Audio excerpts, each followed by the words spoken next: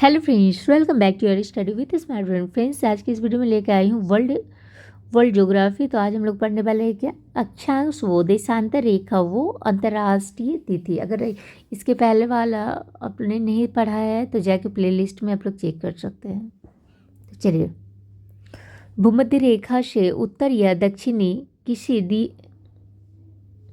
भूमध्य रेखा से उत्तर या दक्षिण किसी दिए गए स्थान की कोणीय दूरी क्या कहलाती है? तो ये अक्षांश कहलाती है। कौन सा बृहत वृत्त का उदाहरण है? तो ये होगी आपको भूमध्य रेखा।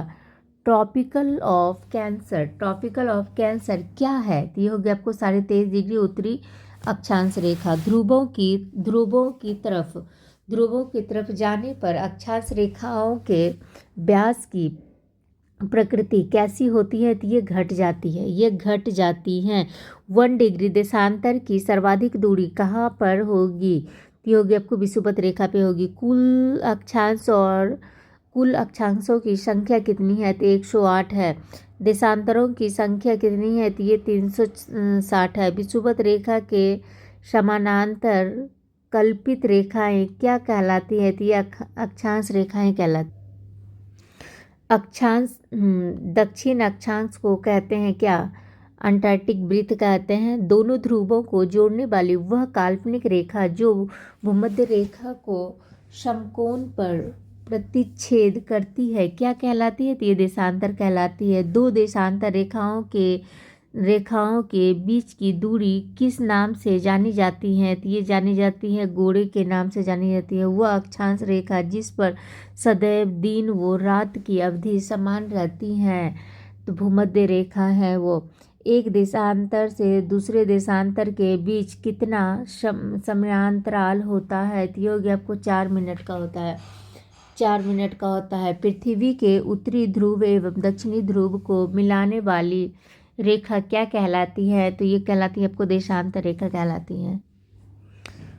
प्रधान मध्य रेखा किस स्थान से होकर गुजरती है? तो ये ग्रीनविच से होकर गुजरती है। ग्रीनविच रेखा से तात्पर्य है 0 डिग्री देशांतर से। पृथ्वी 1 घंटे में कितना देशांतर घूम लेती है? तो ये 15 डिग्री।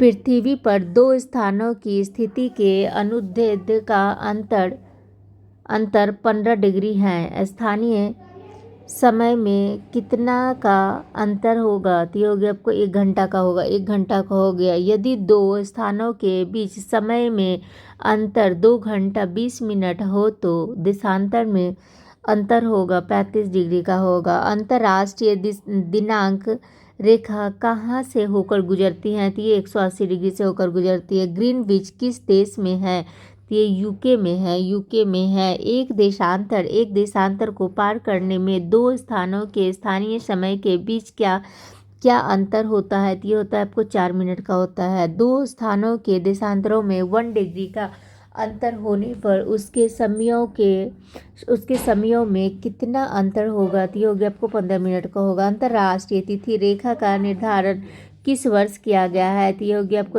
1884 ईस्वी में किया गया है। अंतर्राष्ट्रीय तिथि रेखा की स्थिति किसके निकटतम है? तो ये हो गया आपको 180 डिग्री पूर्वी एवं पश्चिमी देशांतर में। ग्रीनविच से 180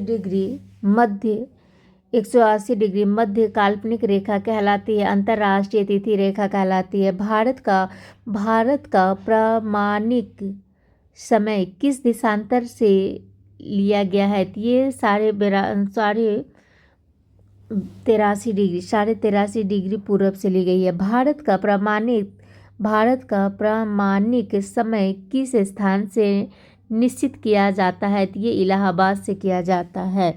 ग्रीनविच मध्य समय GMT तथा भारतीय प्रमाण समय IST के बीच समयांतराल कितना है? तो ये हो गया आपको 5.5 घंटे 5 घंटा 30 मिनट का। शून्य अंश अक्षांश तथा शून्य अंश देशांतर अवस्थित है कहाँ पर में? तो हो गया आपको अटलांटिक महासागर में है। प्रधान यामोत्तर ध्रुव वृत्तीय तथा विषुवत भूमध्य रेखा का प्रतिच्छेदन बिंदु अवस्थित है। कहाँ पर में? ये आंध्र महासागर में। यदि दो स्थानों की स्थिति में 90 डिग्री देशांतर का अंतर है, तब दोनों स्थानों के बीच समांतराल होगा कितना? 6 घंटा का होगा। किसी जगह का स्थानीय समय 6 बजे प्रातः है, जबकि ग्रीनविच टाइम GMT 3:30 प्राप्त है। उस जगह की देशांतर रेखा क्या होगी? तो ये हो जाएगी आपको 45 डिग्री पूर्व। भूमध्य रेखा गुजरती है, कहाँ से गुजरती है? तो केन्या से होकर गुजरती है। विषुव या इक्विनॉक्स वर्ष के 2 काल जब दिन और रात बराबर होता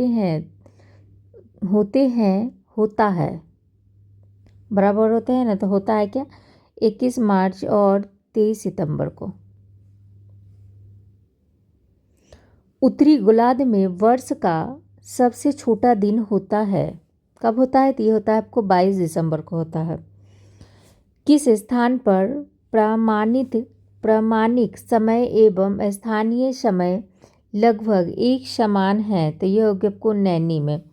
भारत के सर्वाधिक पूर्व एवं पश्चिम में स्थित स्थानों के स्थानीय समय में कितना का अंतर है? तो ये 2 घंटा का अंतर है। तो अब हम लोग पढ़ते हैं क्या? द्वीपों की सर्वाधिक संख्या किस महासागर में देखने को मिलती है? तो ये प्रशांत महासागर में मिलती है। महासागरीय द्वीप नहीं है मलागाशी। विश्व का सबसे बड़ा द्वीप कौन सा है? तो ये ग्रीनलैंड है। विश्व का सबसे बड़ा द्वीप समूह कौन सा है? तो ये हो गया आपको इंडोनेशिया।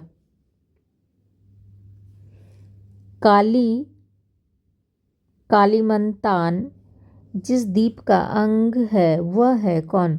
बोर्नियो। हिंद महासागर में स्थित सबसे बड़ा द्वीप कौन सा है? तो ये हो गया आपको बोर्नियो द्वीप है। सेल्सियस द्वीप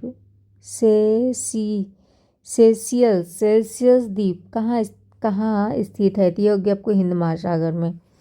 किस द्वीप को अग्निद्वीप के नाम से भी जाना जाता है? तो ये आइसलैंड को जाना जाता है। किस द्वीप को प्रशांत महासागर का चौराहा कहा जाता है? तो ये हवाई द्वीप को कहा जाता है।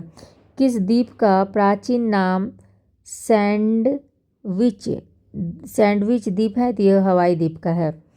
इंडोनेशिया की राजधानी जकार्ता किस द्वीप पर स्थित है? तो ये जावा पे है। जापान की राजधानी टोक्यो किस द्वीप पर स्थित है? तो ये हुएंसू पर।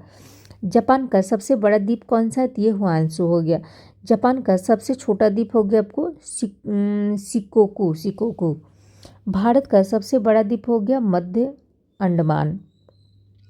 भारत का दक्षिणी द्वीप हो गया आपको ग्रेट निकोबार। कौन सा द्वीप इंडोनेशिया का हृदय स्थल कहलाता है? तो ये जावा कहलाता है। जापान का नागासाकी नगर किस द्वीप पर स्थित है? तो ये हो गया आपको क्यूशू पे है। एशिया का सबसे बड़ा द्वीप कौन सा है? तो ये हो गया आपको बोर्नियो। भारत एवं श्रीलंका के मध्य विवाद किस द्वीप को लेकर है? तो ये हो गया आपको कच्चा तिब्बू द्वीप।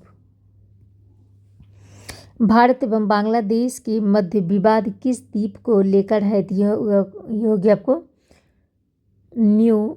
न्यूमोर द्वीप। श्रीहरिकोटा द्वीप स्थित है कहाँ पे? तो ये हो गया आपको पुलिकट झील में। अब देखते हैं क्या प्राकृतिक वनस्पति। सदाबहार वर्षा वन कहाँ पाए जाते हैं? तो ये ब्राज़ील में पाए जाते हैं। सदाबहार वन पाए जाते हैं विषुवतीय क्षेत्र में। कहाँ विस्तृत अयनवर्तीय वन पाए जाते हैं? तो ये कांगो घाटी में पाए जाते हैं। कौन विश्व का फेफड़ा के नाम से जाना जाता है? तो ये विषुवतीय वर्षा वन को फेफड़ा के नाम से जाने जाते हैं।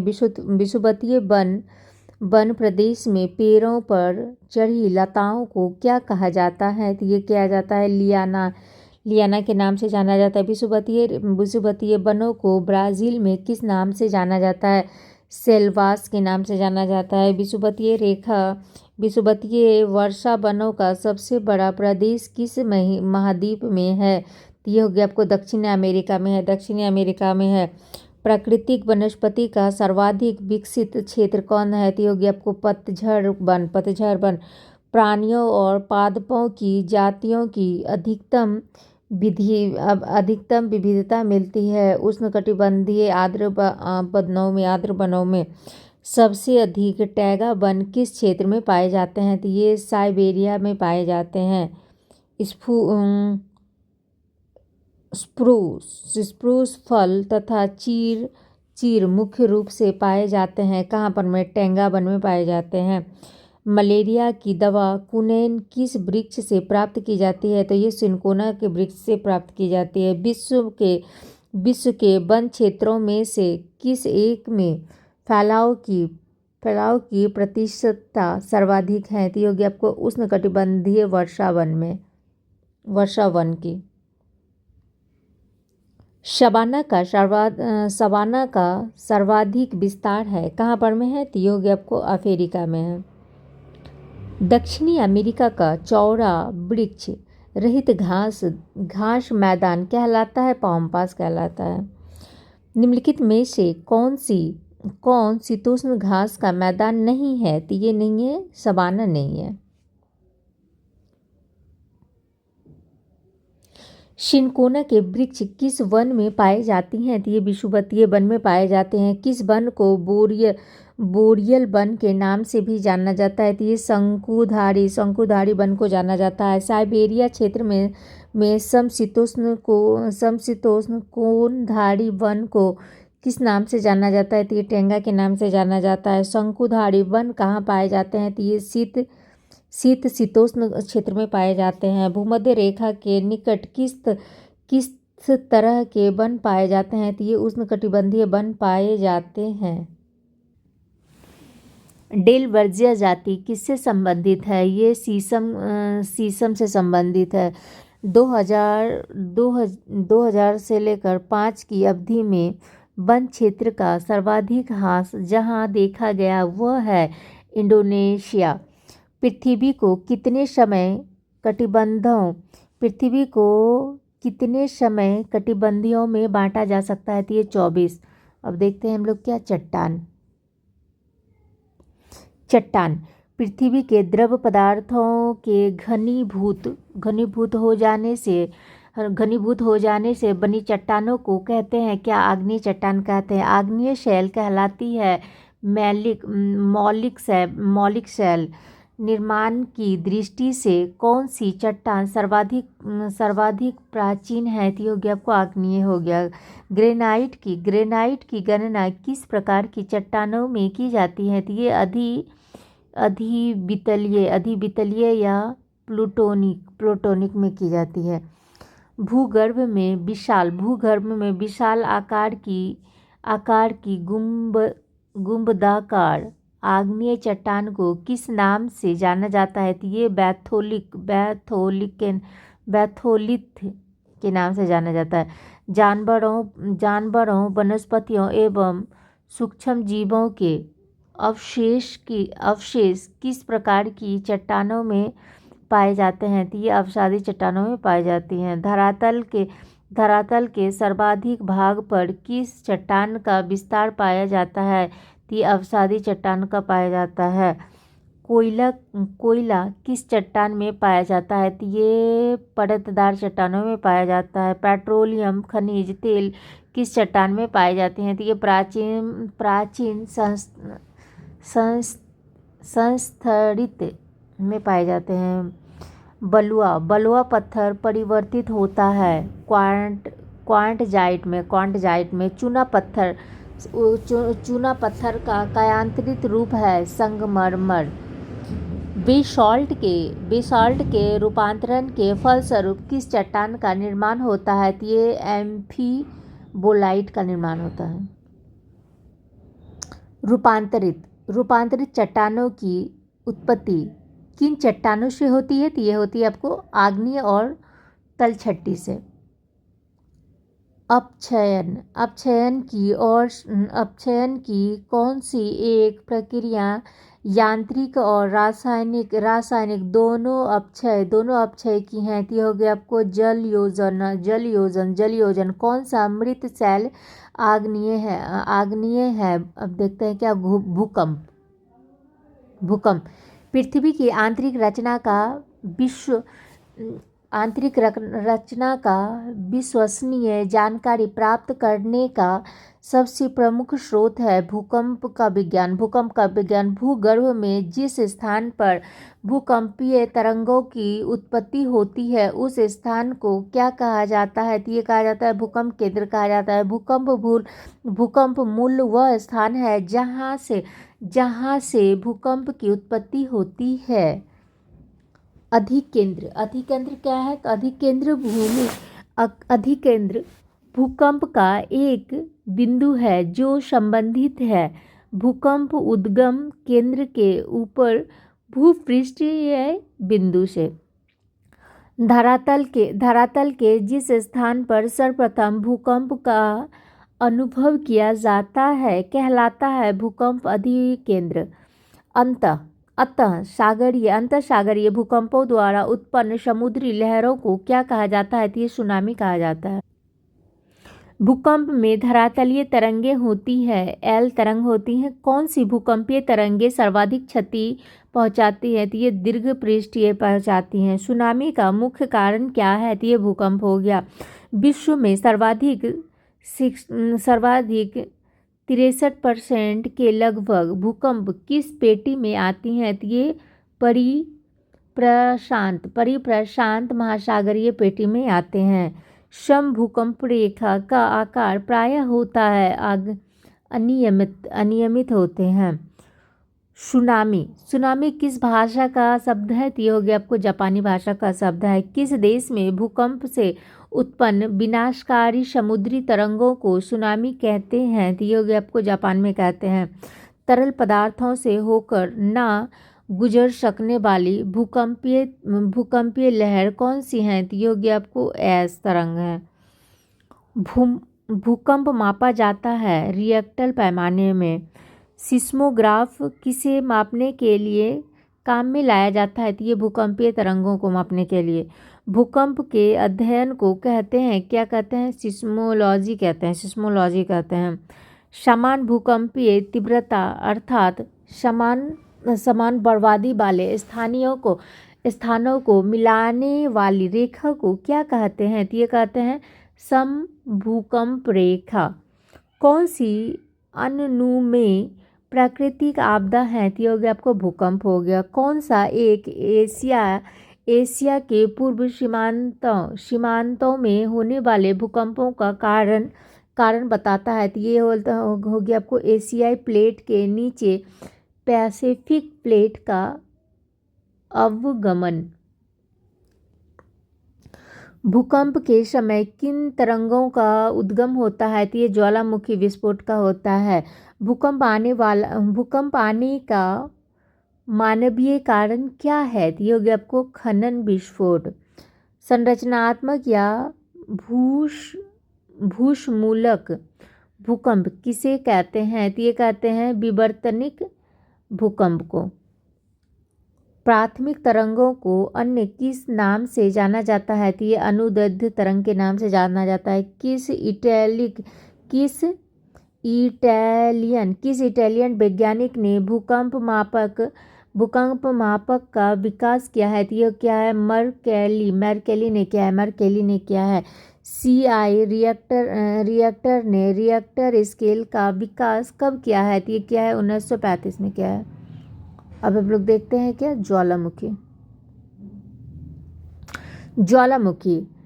डाइक क्या है? तो ज्वालामुखी निर्मित आंतरिक स्थलाकृति।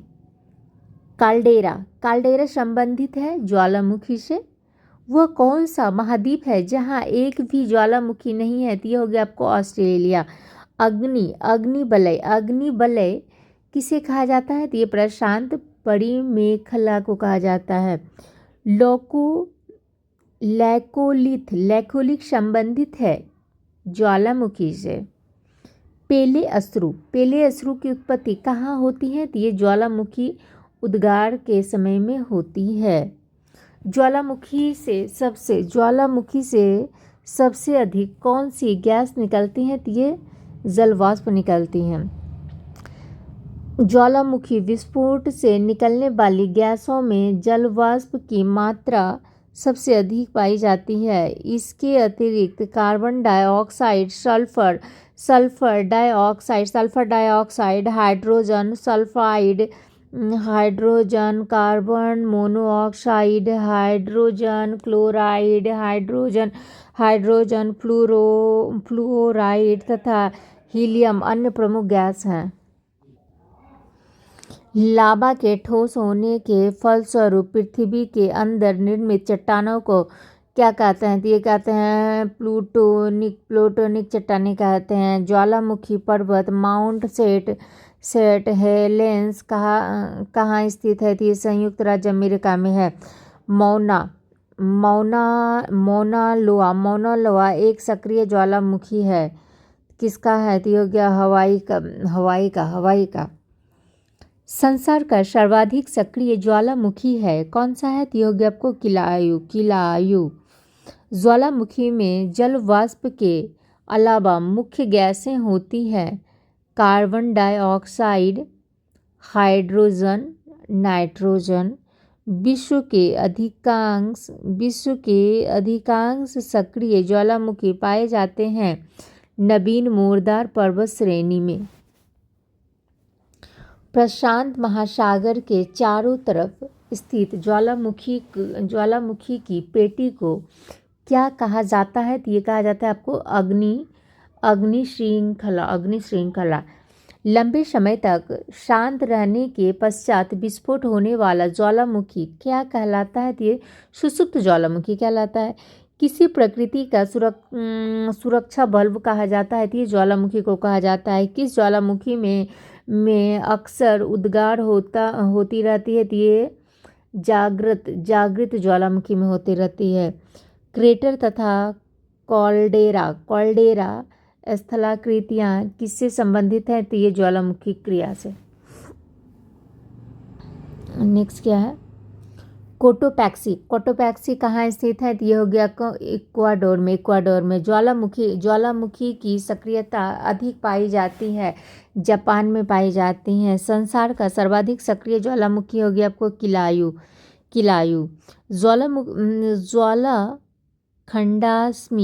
ज्वालाखंडास्मी क्या होती है? तो ये हो गया आपको तप्त सैल के टुकड़े और लावा। पेले के बाल का संबंध किस प्रकार के ज्वालामुखी से है? तो ये हो गया आपको हवाई तुल्य से। क्रिकेटर ज्वालामुखी छिद्र मुख्यतः किस आकृति के होते हैं? तो ये हो गया आपको शंक्वाकार। कौन सी गैस ज्वालामुखी उद्भेदन के समय नहीं निकलती हैं? तो यह ऑक्सीजन नहीं निकलती हैं। विश्व का सबसे ऊंचा सक्रिय ज्वालामुखी कौन से है? तो यह हो गया आपको कोटोपैक्सी। पृथ्वी की सतह के नीचे द्रवीभूत सैल कहलाता है मैग्मा। विश्व का सबसे ऊंचा ज्वालामुखी पर्वत कोटोपैक्सी कहाँ स्थित है? तो ये हो गया आपको इक्वाडोर में। इस्तांबुली किस प्रकार का ज्वालामुखी है? तो ये जागृत ज्वालामुखी है।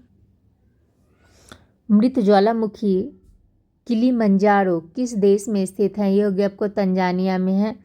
फ्यूजियामा किस देश का ज्वालामुखी है? तो ये जापान का है। किस ज्वालामुखी को भूमध्य सागर का प्रकाश स्तंभ कहा जाता है? तो ये इस्तांबुली को कहा जाता है। फौसा मैग्मा है एक ज्वालामुखी। एयरबस ज्वालामुखी कहाँ स्थित है? तो ये हो गया आपको अंटार्कटिक महाद्वीप में। माउंट एटना ज्वालामुखी किस द्वीप पर स्थित है? तो ये हो गया आपको सिसली।